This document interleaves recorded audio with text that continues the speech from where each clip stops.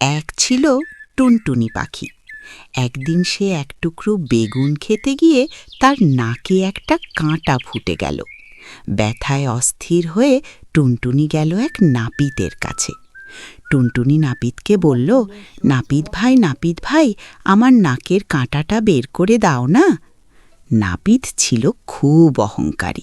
সে নাক কুচিয়ে বলল, যা যা, আমি রাজার ক্ষৌরকর্ম করি, তোর সামান্য পাখির নাক পরিষ্কার করতে যাব কেন?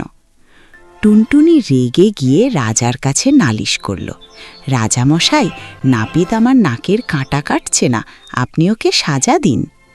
রাজা হাসলেন এবং কোনো গুরুত্ব দিলেন না। টুনটুনি দমে যাওয়ার পাত্র নয়।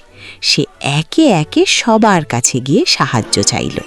সে গেল কাঠবিড়ালির কাছে রাজার হাতিকে কামড়ানোর জন্য, তারপর গেল লাঠির কাছে কাঠবিড়ালিকে মারার জন্য, তারপর গেল আগুনের কাছে লাঠিকে পোড়ানোর জন্য, তারপর গেল সাগরের কাছে আগুন নেভানোর জন্য, তারপর গেল হাতির কাছে সাগরের জল খাওয়ার জন্য, তারপর গেল মশার কাছে হাতিকে কামড়ানোর জন্য।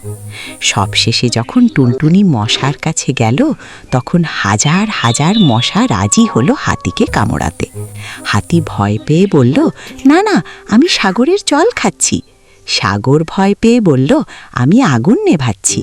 আগুন বলল, আমি লাঠি পোড়াচ্ছি। আর লাঠি বলল, আমি নাপিতকে মারছি।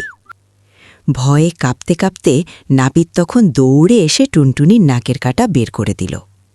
টুনটুনি খুশি হয়ে নেচে নেচে গান গাইতে গাইতে উড়ে চলে গেল। এই গল্পের শিক্ষা কি বলো তো বন্ধুরা?